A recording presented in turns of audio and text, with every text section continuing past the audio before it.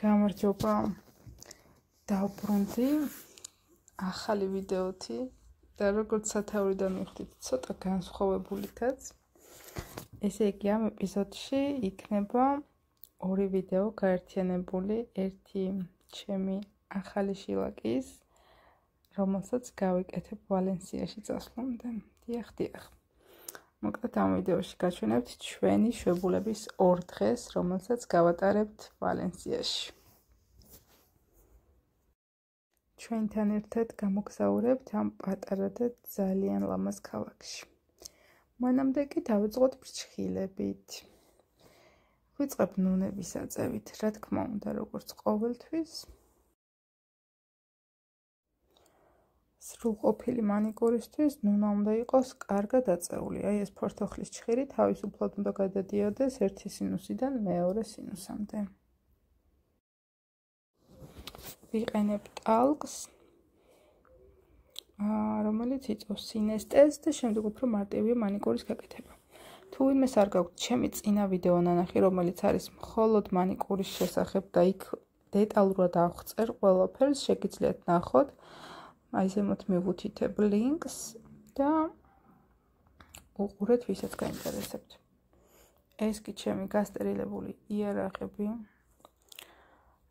აქვე განახებთ რომელ ფრეზას ვიყენებ მე. ძირითადად ვიყენებ ხოლმე ალის ფორმის ფრეზას და წითელი ფერისას, თუმცა მაქვს ლურჯი ფერის ფრეზაც, რომელსაც ვიყენებ ჩემს კლიენტებთან, ვისაც აქვთ უხეში კანი და მშრალი. აი ეს არის ჩემი.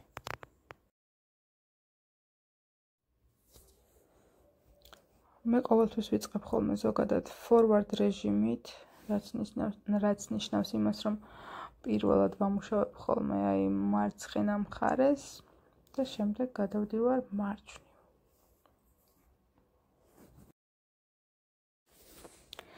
აქვე მინდა ძალიან დიდი მადლობა ვუთხრა ყველა იმ ადამიანს, ვისაც აქვს ჩემი არხი გამოწერილი. ამასობაში ვართ უკვე 6000-ზე მეტნი და თავიდან როცა დავიწყე ამ არხის გაკეთება, ნამდვილად ვერ ვიფიქრებდი ამ ყველაფერს, ვერც კი წარმოვიდგენდი და ყველას ძალიან დიდი მადლობა, ვინც გამოიწერა და ვინც აი ამ ვიდეოს შემდეგ გადაწყვეტს გამოწერას, მათაც ძალიან დიდი მადლობა წინასწარ.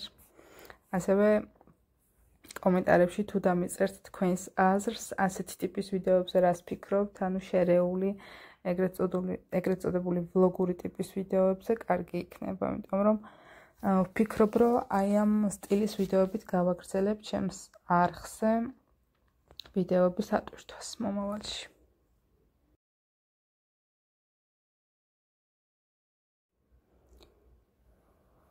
ახლა კი ვიყენებ ჩემის ტალექსის მაგრატელს, რომლის ნომერიც არ მახსოვს, მაგრამ თუ მაინც და მაინც ვინმეს დაინტერესებს, შემიძლია რომ კომენტარში მოგაწოდოთ ინფორმაცია.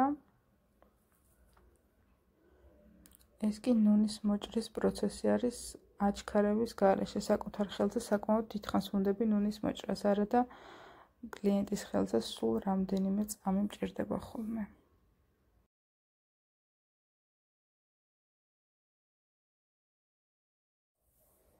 აი ეს ლამაზად გამოიყურება მანიკურის შემდეგ ჩემი ნუნები. სუფთად და წკრიალად.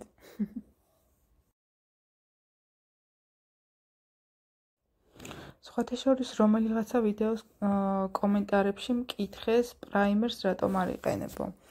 ანუ მეგობრებო, მე საკუთარ ხელზე არ ვიყენებ ხოლმე პრაიმერს, რადგან ისედაც უპრობლემოდ მიძლებს საფარი. ძირითადად მე ჩემ ხელზე ვიკეთებ ხოლმე გელით გამაგრებას, მოდელირებას, ასე ვთქვათ, და საერთოდ არ მჭირდება პრაიმერი. პირდაპირ ვიწყებ ხოლმე ბაზით. თუმცა პრაიმერს ვიყენებ ჩემს კლიენტებთან, ვისაც ასე ვთქვათ, ცოტა პრობლემური ფრჩხილი აქვს, ან ტენიანი, ან ცხიმიანი და ასე შემდეგ. მოკლედ, ბაზა უკვე წასმული მაქვს, როგორც ხვდებით, და ვიწყებ ომბრეს დიზაინისთვის მწვანე ფერის წასმას მხოლოდ წვერებზე,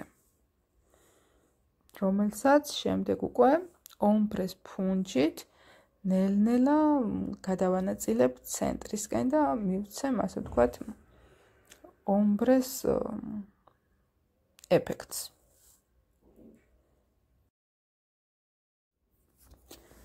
აი ეს ნელ-ნელა ავდივარ ზემოთ. პერიოდულად თქვენ შეგიძლიათ გაწმინდოთ ხოლმე ეს ფუნჯი, მე აქ არ გამიწმენდია და პრიქით უკეთესიც იქნება თუ გაწმინდავთ. ან ვისაც ესეთი ომბრეს ფუნჯი არ გაქვთ, ჩვეულებრივი სპონჟით შეგიძლიათ გამოიყენოთ და იმით შექმნათ ესეთი გარდამავალი ეფექტი.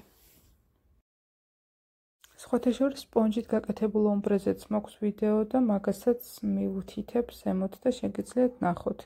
და ასევე აი ასეთი ფუნჯით გაკეთებულ ვიდეოზეც, ფუნჯით გაკეთებულ ომბრეზეც არის ვიდეო ჩემს არხზე. მოკლედ ძალიან ბევრი ვიდეოს ნახვა შეგიძლიათ. ასე რომ გადახედეთ ჩემს არხზე სხვა ვიდეოებსაც, მგონია რომ საკმაოდ საინტერესო იქნება განსაკუთრებით კი დამწყები სპეციალისტებისთვის. გადავედი გელით ზედაპირის გასწორებაზე. ეს არის კალიფსოს რძისფერი. როგორც ხედავთ, ჩემი კალიფსო დიდად არ გამოირჩევა კარგი დაფარვით. ამ მომენტისთვის სხვა გელი არ მქონდა, რადგან გამოწერილი მქონდა და ჯერ კიდევ არ იყო ჩამოსული. შესაბამისად, კარგად არ ფარავს ეს გელი ზედაპირს. ამიტომაც თქვენ თუ გაქვთ კარგი დაფარვის გელი, იმაზე პრობლემა არ გექნებათ, მაგრამ თუ არა და ეცადეთ რომ აი ეს მწვანე ფერი ცოტა უფრო ქვემოთ გადაანაწილოთ, ძალიან ზემოთ, ანუ შუა ნაწილს არ აცდეთ, მოკლედ ომბრეს გაკეთების დროს. და უფრო გარდამავალი გამოვა ომბრე ამ შემთხვევაში. ეს ყველაფერი მე გავითვალისწინე შემდეგ უკვე მარჯვენა ხელზე და მე განახებთ როგორი გამომევიდა იქ, ანუ იქ უფრო დაბლა მაქვს ომბრე დამთავრებული.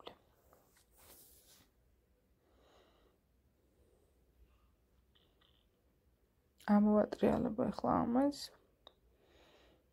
და ეგ არის. მზად არის ყველა ხელზე, ყველა თითზე უკვე გაკეთებული მაქვს. დასრულებული მაქვს გელის აპლიკაცია.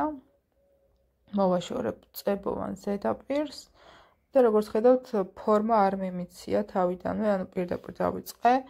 აი ახლა მივცემ ფორმას. ისე ზოგადად ესეც რჩევის სახით, თუ გელით მუშაობ, ყოველთვის ბოლოში ჯობია ხოლმე ფორმის მიცემა, რადგან ასე უკეთესი ფორმა შეგიძლიათ რომ მიიღოთ. ქლიბით წვერს ვქლიბავ 45 გრადუსით და შემდეგ უკვე ვამრგვალებ გვერდებს. ნახეთ რა სილამაზეა. ეს არის ჩემი ახალი გამოწერილი ავრორას ეფექტი და საბოლოოდ გადავწყვიტე რომ ომბრეზე ზემოდან აი ეს სილამაზე წავისვა და ამას შეხედეთ უბრალოდ. ისე დაემთხვა რომ ზუსტად ჯდება აი ომბრეს ფერში და ულამაზესი გადასვლა გამოვიდა. აი ძალიან მოწონს. ძალიან ეფექტური გამოდგა აი ამ კონკრეტულ ომბრეზე ეს ფხვნილი. სხვათა შორის პირველად ვტესტავ ახლა საკუთარ ხელზე და კარგიც იქნება სანამ კლიენტებთან გამოვიყენებ საკუთარ ხელზე დავტესტავ. ვიზუალურად ისე მოწონს რომ უყურებ რაღაც სასწაული ფერია და უცებ გამახსენდა რომ მქონდა ეს ახალი გამოწერილი და ვიფიქრე რომ რატომაც არა აი ამით დავასრულებ ჩემს ომბრეს თქო. ნახეთ ახლოდან რა ლამაზად ჩდება. ძალიან ბზინვარია.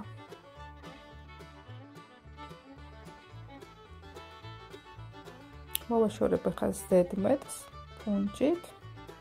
გადავუსვამ ამას ტოპს და მზად არის. მეტი არც არაფერი არ ჭირდება. აი ეს მარჯვენა ხელი წეგან რომ გეუბნებოდით, ნახეთ, ომბრე უფრო დაბლა მაქვს დამთავრებული და უფრო უკეთესი გადასვლა გამოვიდა აქ. და მოვიდა მეორე დღეც ჩვენი ვალენსიაში წასვლის. მივდივართ სადგურისკენ, დილის 7 საათია და ქუჩაში კაცი შვილი არ არის, მანქანები აქ-იქ გადადიან. თუმცა ვერ ვიტყვი რომ 7 საათზე სიცოცხლე არ არის ევროპაში. ძალიან ადრე იწყება აქ სამსახურები.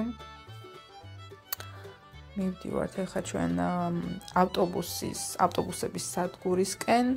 საიდანაც უნდა წავიდეთ უკვე მატარებლის სადგურში. აი ეს არის ჩვენი პატარა ქალაქი, სადაც ვცხოვრობთ. ძალიან ლამაზი ქალაქია და ამასაც დაგათვალიერებინებთ შემდეგ ვიდეოებში აუცილებლად. ვიყიდეთ ავტობუსის ბილეთი, რომელიც ღირს 2.15 და ველოდებით ჩვენს რიგს და წავედით.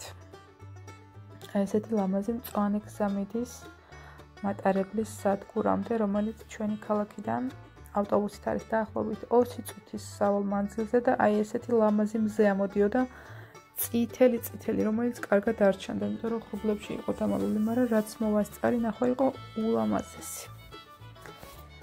მოვედით სადგურში და მივდივართ უკვე ბილეთების გასატარებლად. აი ესე გამოიყურება ზემოდან ეს სადგური, შეხედეთ რა სილამაზეა, ძალიან მიყვარს ეს სადგური, იმიტომ რომ სულ მწვანეშია ჩაფლული და ასე მგონია რომ რაღაცა ტყეში ხარ, სულ ჩიტების ხმა ისმის ხოლმე აქ რომ მოვდივართ. ესეც უკვე ჩვენ ვაგონში, მატარებელში. სხვათა შორის ისეციოდა მატარებელში, რომ გავიყინეთ, კიდევ კარგი მოსაცმელი მქონდა და ესე გადაფარებული მაქვს ფეხებს. ეს კი ჩვენი სენდვიჩები, რომელიც გზისთვის გავაკეთეთ და ამასობაში ჰოპ, უკვე ვალენსიაში ვართ. 3 საათსა და ნახევარში ჩამოვედით, მეგობრებო.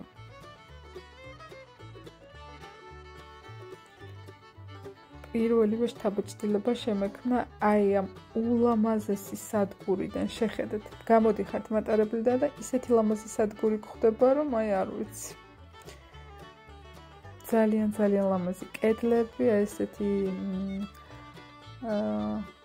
მოზაიკიანი გამოსახულებები. კოც ძალიან სილამაზე იყო, როგორც შიგნით, ასევე არც ფასადი ჩამორჩებოდა, მინდა გითხრათ. ძალიან ლამაზი სადგური აღმოჩნდა Estacio del Norte, სადაც ჩვენ ჩამოვედით.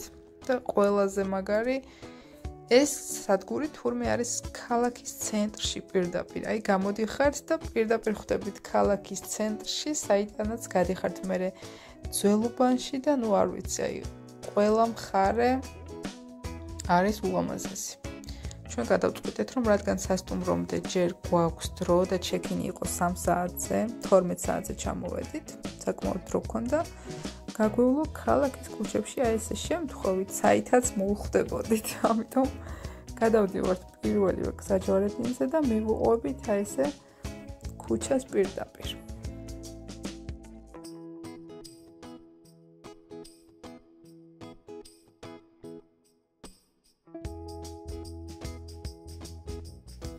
ამ ქუჩის ბოლოდან მოვხვდით აი ესეთ ულამაზეს მოედანზე და ესე იგი სადაც არ უნდა გაიხედო, ყველგან არის სილამაზე, ყველგან რაღაც საინტერესოა და ყველა მხარეს გინდა რომ წახვიდე. ისე რომ ვერ გადაგიწყვეტია საით გინდა ყველაზე მეტად. მოკლედ ძალიან ლამაზი ქალაქია, მართლა, ულამაზესი, ესე იგი ერთხელ ვიყავი ნამყოფნამ ქალაქში, მაგრამ აღარ მახსოვდა, იმიტომ რომ ვიყავი გავლით და ამასობაში მოვიდა შესვენების დროც და ეს ყავა აღმოჩნდა ძალიან ტკბილი. ისეთი ტკბილი რომ ძლივ დავლიე. კიდევ კარგი რომ წყალი მქონდა ჩანთაში და ჩავამატე ბოლოში. აი ამას შეხედეთ უბრალოდ რა სილამაზეა. და სხვათა შორის ეს არის ჩემი საყვარელი შენობა. აი ეს ყვითელი შეხედეთ რა ორნამენტები აქვს, რაღაც საოცრებაა. კაიხანი ვიდექია ესე და ვუყურებდი ამ სილამაზეს.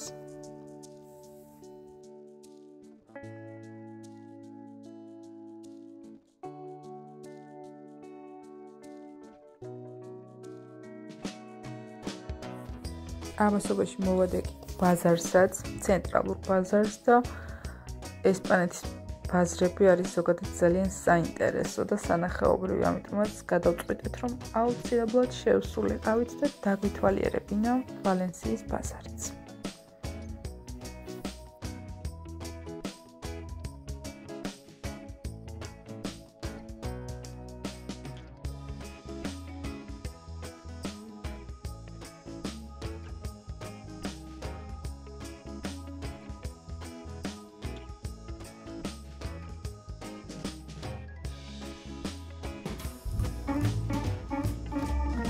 12 საათიდან, ანუ ჩვენი ჩამოსვლის დროიდან გასულია დაახლოებით 2 საათი.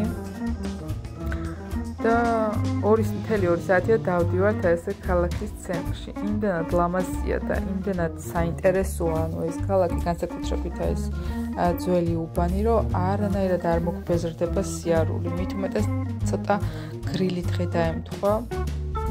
დღეს, ანუ ტემპერატურა არ არის ისეთი ძალიან მაღალი, მიუხედავად იმისა, რომ ზეანათებს და სხვათა შორის მზეც ახლა გამოვიდა, მანამდე მოხდული ამინდი იყო და საკმაოდ მარტივი იყო ესე ქუჩებში სიარული. მაგრამ სიცხეც რომ იყოს, მაინც ღირს, იმდენად ლამაზია ეს ქალაქი. ამასობაში მოგშვით და შევედით ერთ-ერთ რესტორანში, რომელიც Google-ის რეკომენდაციით ავარჩიეთ, ძალიან კარგი შეფასებები ჰქონდა. შემოვედით.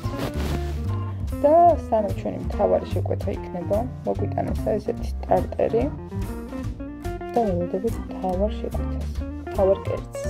და აი ეს გახლავთ პაეია, რომლის სამშობლოც არის ვალენსია, ასე არის მიჩნეული, რომ აქ დაიწყეს თავიდან კეთება და შემდეგ გავრცელდა მთელს ესპანეთში და საკმაოდ ჩვენავირად ზღვის პროდუქტებით და აქ ვეკითხები მოგწონს მეთქი და მეუბნება რომ კი ზღვის გემოაქვსო.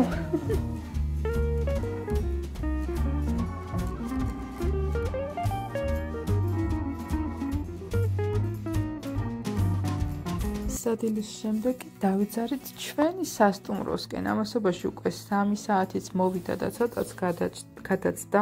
ჩეკინი გქონდა 3 საათზე.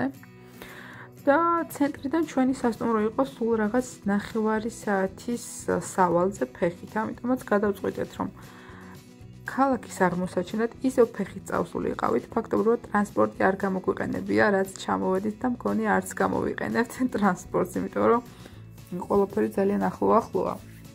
მით უმეტეს სასტუმროც, რადგან არ არის შორს, ჩვენც გვიყვარს ფეხით სიარული და ამიტომ წავედით ფეხით მოკლედ.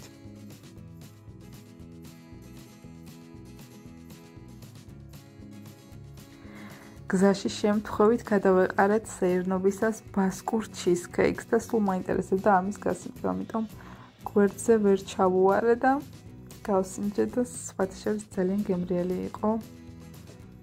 მომეწონა. ამასობაში დაგვაღამდა ძალიან ბევრი ვიარეთ დღეს და ეს არის ის ადგილი, სადაც მეორე დღეს უნდა მოვიდეთ. ამიტომ წინასწარ გადავწყვიტეთ, რომ მოვსულიყავით და გვენახა, ასე ვთქვათ, დაგვეზვერა. თან გვენახა სასტუმროდან რა დრო გჭირდება მოსასვლელად და გამოვისეირნით. აი აქ არის ვალენსიას წარწერა და ძალიან ბევრი ხალხი იყო. რიგში იდგნენ, რომ ფოტოები გადაეხვთ. და გათენდა მეგობრებო, მეორე დღე ამასობაში გამოვედით სასტუმროდან. სასტუმროში არ გვისაუზმია, რადგან დამატებით კიდევ მგონი 9 ევრო იყო გადასახდელი ერთ ადამიანზე და ძალიან არ მომეწონა იქაურის საუზმე. შესაბამისად შემოვედით ესე რიგით კაფეტერიაში, ასე ვთქვათ და აი ეს ყველაფერი, რასაც ფოტოზე ხედავთ. პამიდრიანი პური ზეითუნის ზეთით 2, ანუ დატოვებულ პურზე, 2 დიდი კრუასანი და რძიანი ყავა. 2 ადამიანზე დაგვიჭდა სულ რაღაც 11 ევრო. დიახ, აი ესეთი. და სხვათა შორის ქალაქის ცენტრი არ დაგავიწყდეთ. აი ესეთი კარგი ფასებია ევროპაში და ძალიან მინდა რომ ჩვენთანაც ასე იყოს. და ჩვენი მეორე დღის მთავარი აქტივობა. ეს არის ვალენსიის აკვარიუმის დათვალიერება, რომელიც ევროპაში სიდიდით პირველ ადგილზე ყოფილა. მოიჭ? აი ესეთი საინტერესო ადგილია, ძალიან ბევრი ზღვის ცხოველი და სხვათა შორის არა მარტო ზღვის. ჩემდა გასაკვირად აქ ნახეთ ფლამენკოებიც და კიდევ ბევრი სხვა ფრინველი, რომელსაც არ ველოდი რომ ნახავდი. მეგონა რომ მხოლოდ ზღვის ცხოველები იქნებოდნენ აქ. აი ამ მედუზებს შეხედეთ, რა სილამაზეები არიან.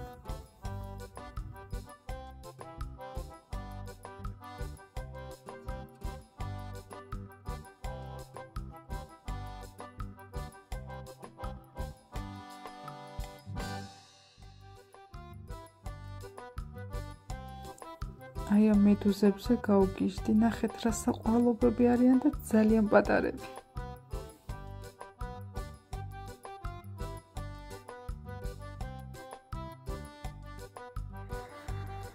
ულამაზესია წყალქვეშა სამყარო.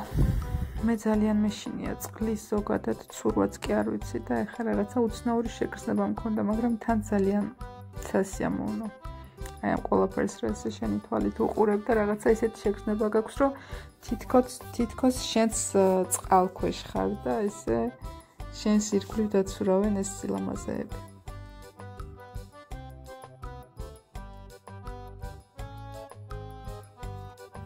აჰა, რა ინაღლებათ ამათ.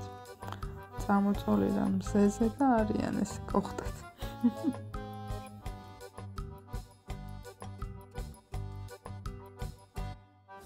აი, ყველაზე საყვარელი მომენტი ჩემთვის მაინც ეს არსებები იყვნენ. ისე საყვარლები არიან, რომ არ ვიცი. ზემოთ, მიწის ზემოთ ისე რაღაცნაირად დაბაჯბაჯებენ, აი ვიდეოები ხო გაქვთ ნანახი ამათი მოკლედ და არიან ძალიან სასაცილოები და საყვარლები ერთდროულად. ჩახუტება რომ მოგინდება, ესეთები არიან.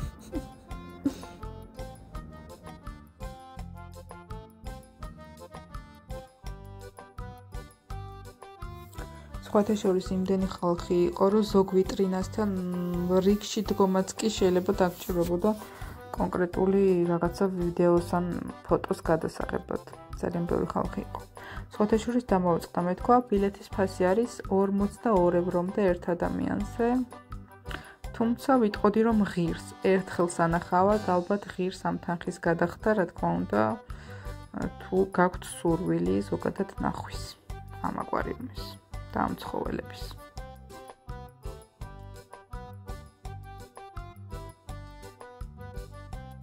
ეს კი ამ აკვარიუმის მთავარი გმირის ვიგენი გახლავთ. აკვარიუმის ბოლოს აი ასეთი გვირაბით გადიხართ, უკვე გასასვლელისკენ და შენს ზემოთ დაცურავენ აი ეს უზარმაზარი არსებები და ძალიან ლამაზია ეს ყველაფერი. მართლა გონია, რომ წყლის ქვეშ ხარ, ჩვეულებრივად ჩაყვინთული გაქვს, უბრალოდ სუნთ განსხვავება ეგ არის. ძალიან ლამაზი იყო მართლა.